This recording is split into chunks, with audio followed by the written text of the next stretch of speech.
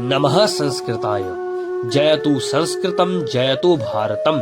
श्री गुरु चरण कमलेभ्यो नमः। आज हम श्रीमद् भगवत गीता के दूसरे अध्याय के चौथे श्लोक की चर्चा करेंगे, जो इस प्रकार है। अर्जुन उवाच कथम भीष्मम् अहं संख्ये द्रोणं च मधुसूदन ईशुभिः प्रतियोत्स्यामि पूजार्हा वरिसूदन। हमने पिछले श्लोकों में जाना था कि भगवान कृष्ण अर्जुन से कहते हैं कि हे पार्थ, इस विषम परिस्थिति में तुम्हारे अंदर यह दुर्बलता कहां से आई।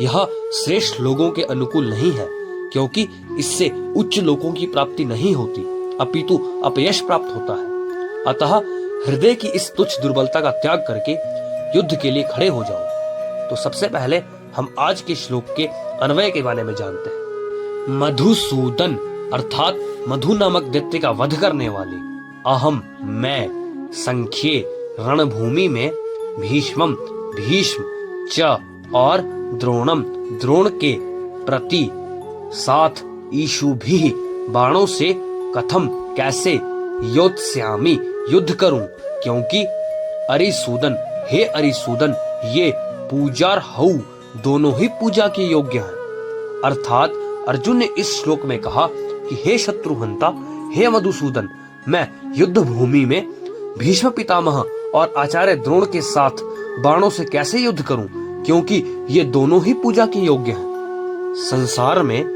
दो ही संबंध मुख्य होते हैं, जन्म संबंध और विद्या संबंध। जन्म के संबंध में तो पितामह भीष्म हमारे पूजनीय हैं।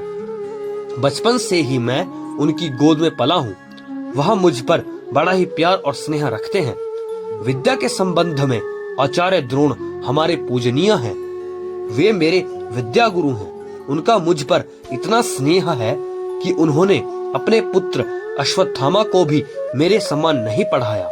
उन्होंने ब्रह्मास्त्र को चलाना तो दोनों को सिखाया, परंतु ब्रह्मास्त्र का उपसंहार करना मुझे ही सिखाया, अपने पुत्र को नहीं।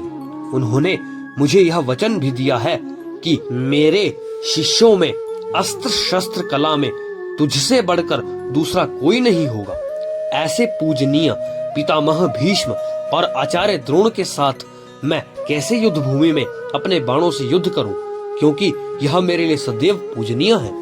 इस श्लोक के माध्यम से अर्जुन भगवान कृष्ण से यह कहते हैं कि एक तो मेरे पितामह हैं और एक मेरे आचार्य हैं, तो मैं इन दोनों के प्रति कैसे युद्ध करूं, क्योंकि यह दोनों ही संसार में पूजनीय होते हैं और प्रत्येक व्यक्ति को अपने दादा और अपने गुरुजन और अपने बड़े बुजुर्गों का सम्मान करना चाहिए। तो इस श्लोक के माध्यम से अर्जुन यह कहते हैं। तो आशा करता हूं आज के इस वक्तव्य में आपने बहुत कुछ जाना होगा। धन्यवाद।